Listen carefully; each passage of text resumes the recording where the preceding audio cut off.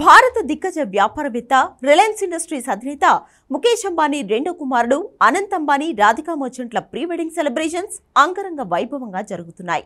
ఈ వేడుకకు ప్రపంచవ్యాప్తంగా ఉన్న ప్రముఖులంతా అతిథులుగా హాజరయ్యారు. ప్రీ వెడ్డింగ్ సెలబ్రేషన్ లో భాగంగా రెండో రోజు దాండియా కార్యక్రమం నిర్వహించారు. ఈ వేడుకలకు హాజరైన సినీ, క్రీడా, వ్యాపార ప్రముఖులంతా సంప్రదాయ దుస్తుల్లో దాండియా ఆడారు. ఈ వేడుకలకు సతీ సమేతంగా వచ్చిన టీమిండియా మాజీ కెప్టెన్, చెన్నై సూపర్ కింగ్స్ సారథి మహేంద్ర సింగ్ ధోని సైతం దాండియా ఆడుతూ సందడి చేశారు.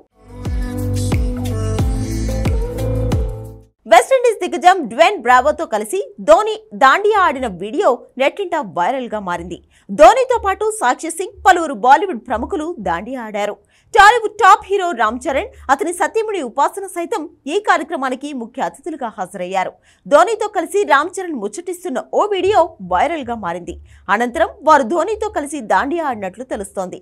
దాండియా కార్యక్రమానికి ముందు అనంత్ అంబానీ ప్రసంగానికి ముఖేష్ అంబానీ భావోద్వేగానికి గురయ్యారు.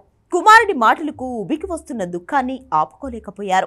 చిన్నప్పటి నుంచి అనారోగ్య సమస్యలతో సతమతమవుతున్న సమయంలో తనకు అండగా నిలిచిన తండ్రి ముఖేష్ అంబానీ, తల్లి నీతా అంబానీకి అనంత్ కృతజ్ఞతలు తెలిపారు. కాగా వేడుకలకు భారత్ స్టార్ క్రికెటర్లతో పాటు bill gates, mark Zuckerberg, tiger Shroff, Katrina Kaif, Vicky Kaushal సహా పలువురు ప్రముఖులు హాజరయ్యారు.